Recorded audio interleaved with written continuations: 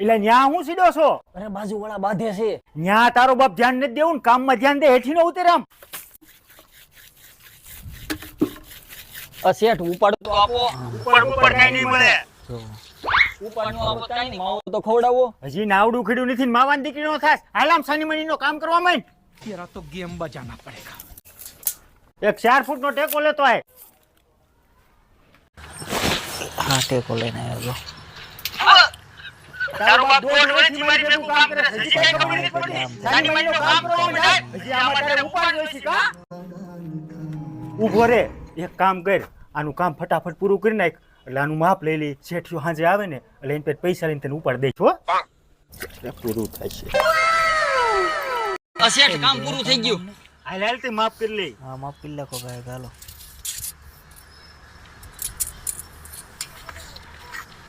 લા પટેલ